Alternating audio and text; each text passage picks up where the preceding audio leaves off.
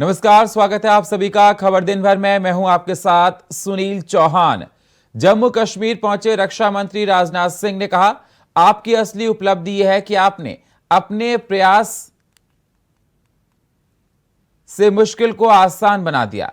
देश के नागरिकों ने सीमा क्षेत्र के विकास को एक उपलब्धि के रूप में लेना बंद कर दिया है, लेकिन यह सामान्य हो गया है।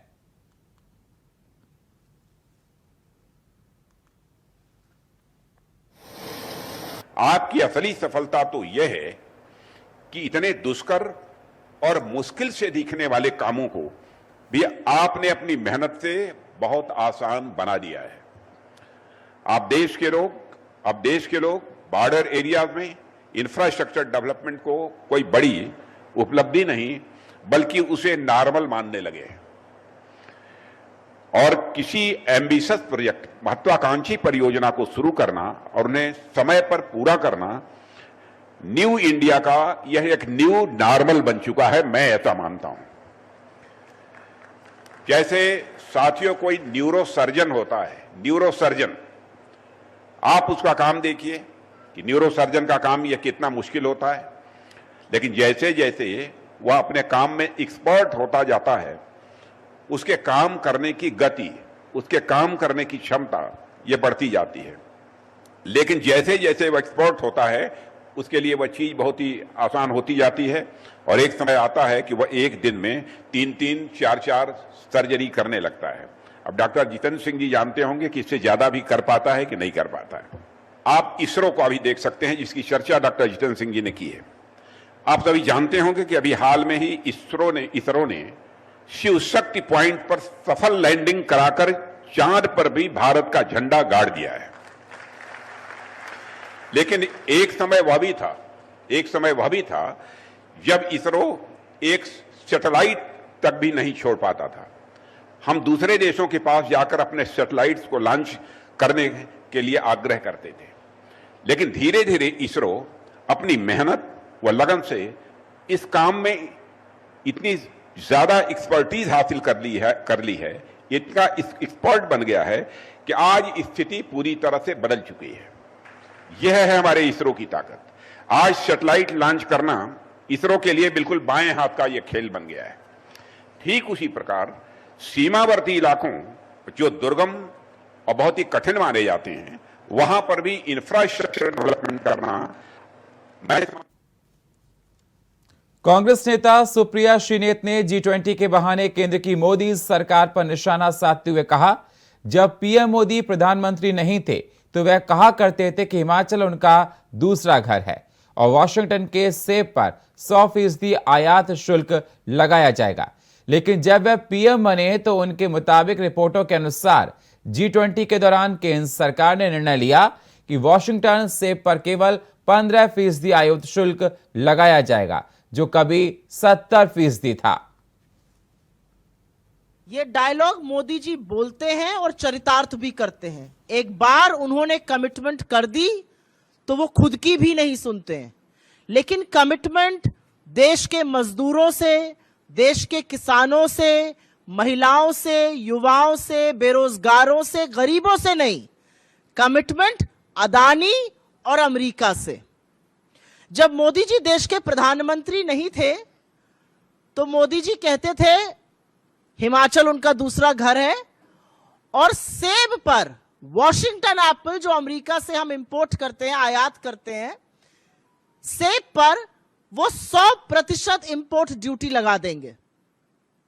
तब वो प्रधानमंत्री नहीं थे, ऐसी बातें कहते थे।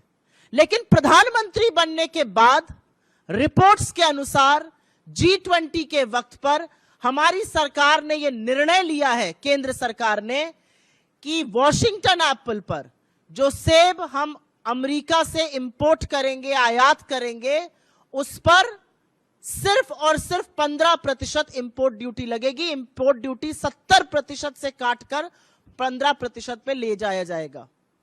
यह कमिटमेंट मोदी जी ने अमेरिका को करी। यह कमिटमेंट करते वक्त मोदी जी एक बात भूल गए। जब जून में जा रहे थे अमेरिका तो 70% से घटाकर 50% करने की बात कही थी। तभी स्टेट डिनर भी मिला था, एक डिफेंस डील भी करी थी, माइक्रोन को भी बुलाया था। और अब जब अमेरिका यहां आया तो उनको तोहफा दिया। मेजबान हो तो नरेंद्र मोदी जी जैसा। अमेरिका के राष्ट्रपति हिंदुस्तान आते हैं, अपने वॉशिंगटन एप्पल पर इंपोर्ट ड्यूटी 15%, मात्र 15% आ जाती है, घट जाती है, और अपने किसानों के लिए वो बड़ा तोहफा लेके वापस चले जाते हैं। हमारे किसानों पर मोदी जी चाबुक चलाएंगे और अमेरिका के किसानों को बड़ा तोहफा देंगे। यह काम मोदी जी ही कर सकते हैं, वही है तो मुमकिन है। और असलियत यह भी है कि अमेरिका में सेब उगाने वाले बड़े कॉरपोरेशंस होते हैं, उनको सरकार बड़ी सब्सिडी देती है। सनातन धर्म को लेकर चल रहा विवाद लगातार बढ़ता जा रहा है। बीजेपी बार बार इस मुद्दे पर डीएमके पर हमला बोल रही है। इस बार बीजेपी ने सनातन विवाद में कांग्रेस और आरजेडी को भी घेर लिया। पूर्व कानून मंत्री और बीजेपी सांसद रविशंकर प्रसाद ने कहा कि सनातन को लेकर रोज नए नए बयान सामने आ रहे हैं। मेरा पहला सवाल यह है कि सोनिया गांधी इस मुद्दे पर चुप क्यों है? मैंने राहुल गांधी और प्रियंका गांधी से भी सवाल पूछा था। डीएमके के शिक्षा मंत्री हैं, उनकी टिप्पणी जो आई है वो तो कमाल की आई है। मिस्टर पॉन मूडी, और अंग्रेजी में एक शब्द है the cat is out of the bag. जो हमारी सोच थी वो सामने आ गई कि इंडिया अलायंस का गठन ही सनातन धर्म के विरोध के लिए बना है और उसे खत्म करना है। मेरे पास उनका इंग्लिश टेक्स्ट भी है जो उन्होंने उसी सनातन धर्म विरोधी कार्यक्रम में कहा था जिसमें स्टालिन जी मुख्यमंत्री के पुत्र ने सनातन की तुलना डेंगू मलेरिया से की थी, और बाद में तो डी राजा ने कहा कि ये एड्स से भी अधिक संक्रामक है, it is worse than AIDS and TB. आज हम बीजेपी की ओर से कुछ बड़े सवाल रखना चाहते हैं। जो वहां के शिक्षा मंत्री ने कहा है वो एक सच्चाई है, और इनका हिडन एजेंडा है सनातन धर्म का विरोध करके वोट बैंक की पॉलिटिक्स करना। और इस पूरी प्रक्रिया में ये लोग बहुत दिन से लगे हुए हैं। खरगे जी ने भी तो सनातन का विरोध किया था ना, जो उनके सम्मानीय अध्यक्ष हैं। क्या उन्होंने अपने पुत्र के बारे में कोई टिप्पणी किया? ये लोग एवरी रिलीजन की बात करके लिपापोती करते हैं। मैं कांग्रेस पार्टी से पूछता हूं और इस गठबंधन से पूछता हूं, क्या किसी और आस्था के देवों का आलोचना करने का इनका अधिकार है? इनकी हिम्मत है? कर पाएंगे क्या ये? हम सभी आस्थाओं का सम्मान करते हैं। सभी आस्थाओं के जो ईश्वर हैं, जिनको मानते हैं, हम सबों का सम्मान करते हैं। और ये वोट बैंक के लिए दूसरे पर तो चुप हो जाते हैं और सनातन का खुलकर विरोध करते हैं। दौसा में केंद्रीय सड़क परिवहन मंत्री जनरल वीके सिंह ने कहा कि पीओके अपने आप भारत के अंदर आएगा, थोड़ा इंतजार कीजिए। दरअसल जनरल वीके सिंह ने पीओके के शिया मुस्लिमों की ओर से भारत का रास्ता खोलने की मांग को लेकर सवाल किया था। इस पर उन्होंने ये जवाब दिया। वहीं वीके सिंह के बयान पर सांसद संजय राउत ने वार करते हुए कहा कि पीओके तो हमारा हिस्सा है, लेकिन चीन जो हमारी जमीन पर कब्जा करके बैठा है उसका कुछ कीजिए। पीओके अपने आप भारत के अंदर आएगा, थोड़ा सा इंतजार करें। G20 समिट में एक मिनट स्वागत है। हमने हमेशा ये देखा है, एक स्वप्न देखा है हमने, एक अखंड भारत बने, अखंड हिंदुस्तान बने। पाक ऑक्युपाइड कश्मीर जो है, हम हमेशा बोलते हैं हमारा हिस्सा है, लेकिन एक्स आर्मी चीफ जब अपने पद पर थे तब लेने की कोशिश करनी चाहिए थी आर्मी चीफ ने। अब कैसे आप ले सकते हो? हम आपका स्वागत करेंगे अगर उस बारे में कोई पहल होती है तो, लेकिन उससे पहले मणिपुर को शांत कीजिए। मणिपुर तक चाइना घुस गया है।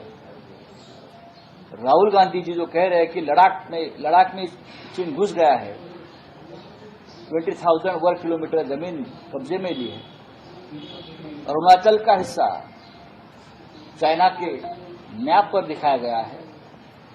ये पहले खत्म करो, ये पहले अपने कब्जे में लीजिए, फिर बाद में अपने आप पीओके हिंदुस्तान में आ जाएगा। उसके लिए आपकी जरूरत नहीं है भाई साहब। घोसी उपचुनाव में मिली करारी हार के बाद सुबसपा प्रमुख ओम प्रकाश राजभर मंगलवार को मऊ पहुंचे, तो वहीं ओम प्रकाश राजभर ने अखिलेश यादव को चुनौती दी और कहा कि किसी में हिम्मत है तो किसी भी प्रदेश में बैठक करके दिखाएं। सबसे बड़ा दल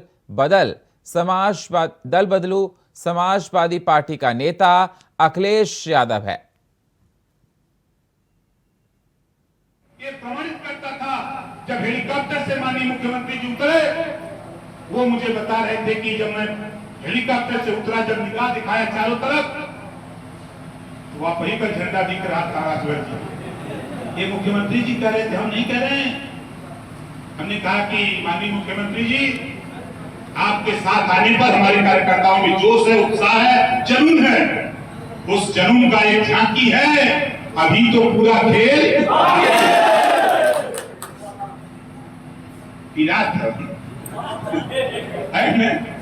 सबसे अगर कोई दुश्मन हो तो ओम प्रकाश राजभर।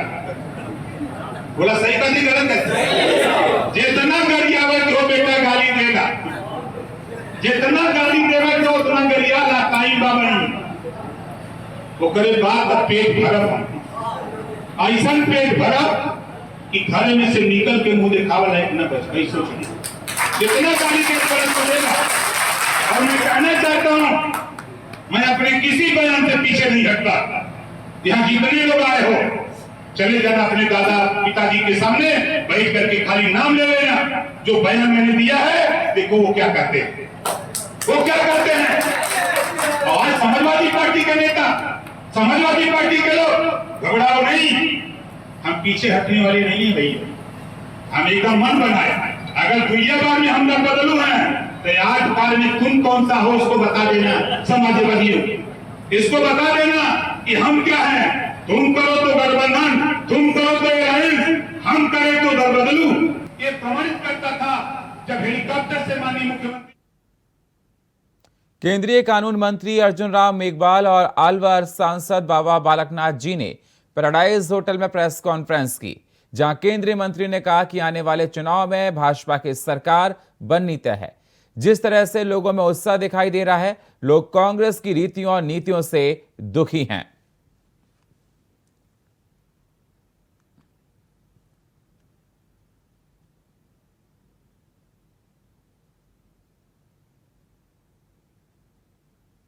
दिल्ली सरकार के पर्यावरण मंत्री गोपाल राय ने दिल्ली में बढ़ते प्रदूषण पर हवाला देते हुए आदेश जारी किया कि जिसके बाद से अब दिल्ली में सियासत भी शुरू हो गई। दिल्ली में पटाखे की बिक्री पर रोक लगाने के बाद बीजेपी लगातार आम आदमी पार्टी और दिल्ली के मुख्यमंत्री अरविंद केजरीवाल पर हमलावर है। दिल्ली भाजपा के प्रदेश उपाध्यक्ष कपिल मिश्रा ने अरविंद केजरीवाल पर निशाना साधा है। कपिल मिश्रा ने प्रेस कॉन्फ्रेंस करते हुए आरोप लगाया कि वह शहर में वायु प्रदूषण पर लगाम लगाने में नाकाम रही है।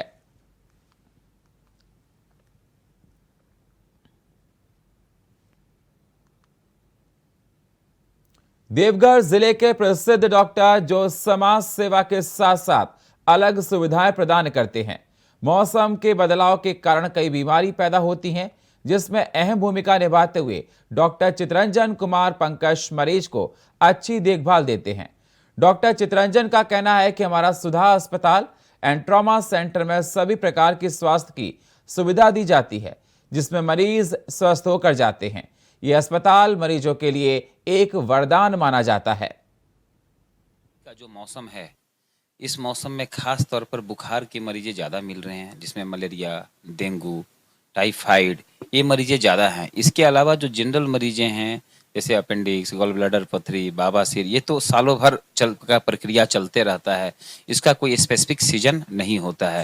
लेकिन जैसा हमारे तिवारी भाई ने बताया कि अभी किस तरह के मरीज आ रहे हैं, तो अभी खास करके आपको बुखार वाले मरीज ज़्यादा मिलेंगे। कुछ मेनिंजाइटिस के भी केसेस हैं, टाइफाइड है, मलेरिया है, डेंगू है।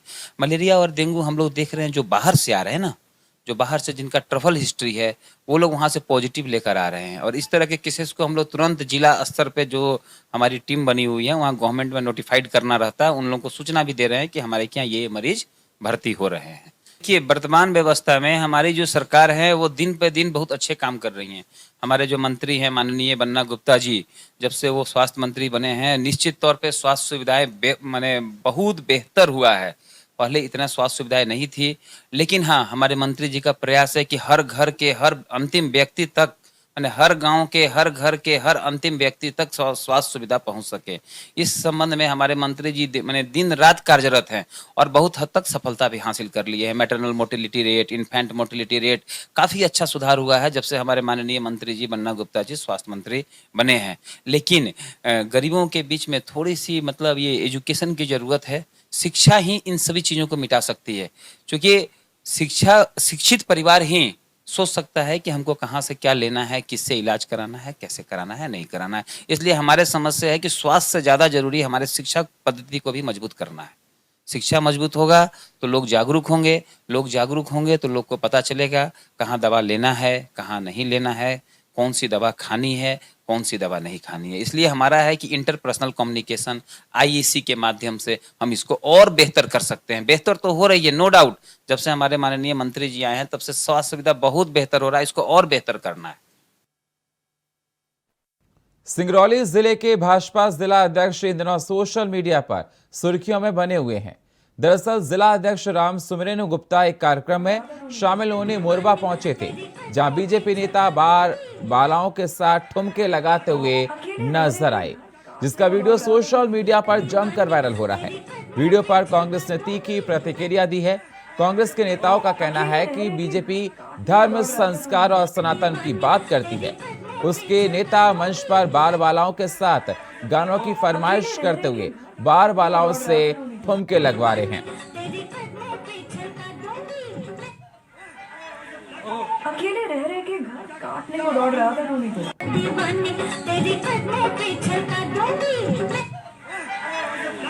अकेले रह रहे के घर काटने को दौड़।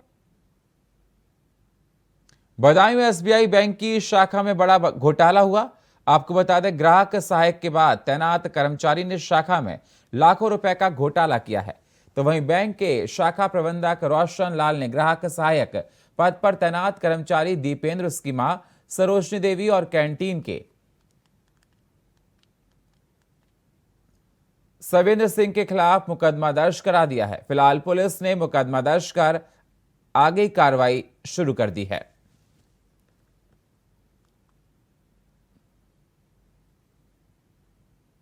बिजनौर में प्राथमिक स्वास्थ्य केंद्र के कंपाउंडर पर छेड़छाड़ का आरोप लगा है।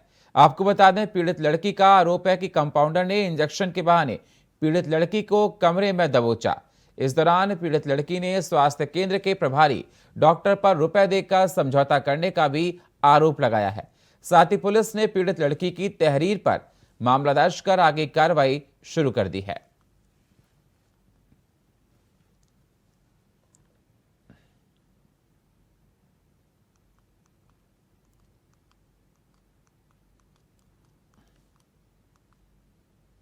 कानपुर से हैरान करने वाली घटना सामने आई है, जहां एक गेस्ट हाउस में काम करने वाले नौकर को इतनी बेरहमी से पीटा गया कि उसकी मौत हो गई। पहले तो नौकर को मारा पीटा गया और फिर उसके पैरों के नाखून उखाड़ दिए गए। इतने से मन नहीं भरा तो उसे कुत्ते से भी कटवाया गया। बताया जा रहा है कि पैसे कम मिलने के कारण से नौकर ने काम करने से मना कर दिया था, छोड़ दिया था।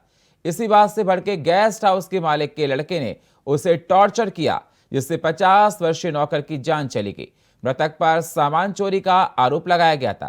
फिलहाल पुलिस ने 4 आरोपियों को गिरफ्तार कर लिया है और आगे की कार्रवाई में जुट गई है।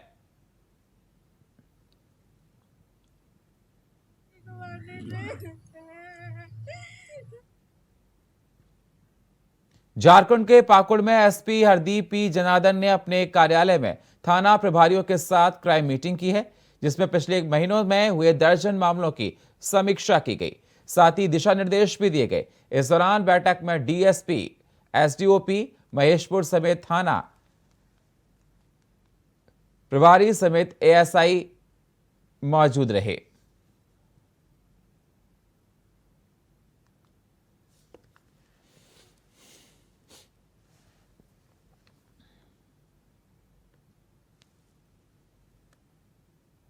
आगरा की राजकीय बाल गृह जेल में बच्चों पर अत्याचार का सीसीटीवी फुटेज सामने आया है।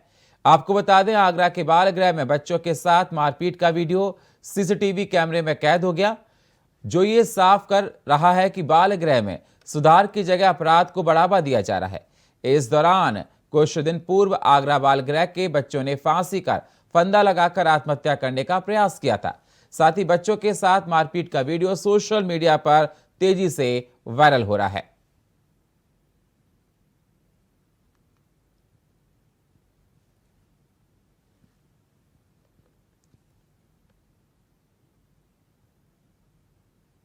बीकानेर के कोलायत में बीजेपी मंडल कार्यालय में कार्यकर्ताओं की बैठक हुई, जिसकी अध्यक्षता उत्तराखंड के विधायक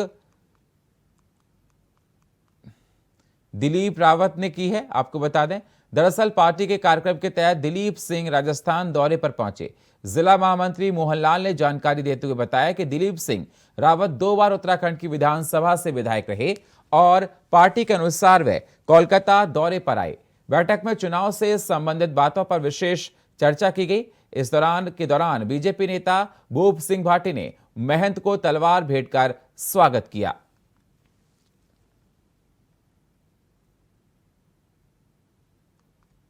हरियाणा के सीएम मनोहर लाल खट्टर पानीपत पहुंचे। आपको बता दें, नू हिंसा में मारे गए पानीपत के युवक अभिषेक के परिजनों से मुलाकात की है और कहा कि दोषियों को बख्शा नहीं जाएगा, सख्त कार्रवाई की जाएगी।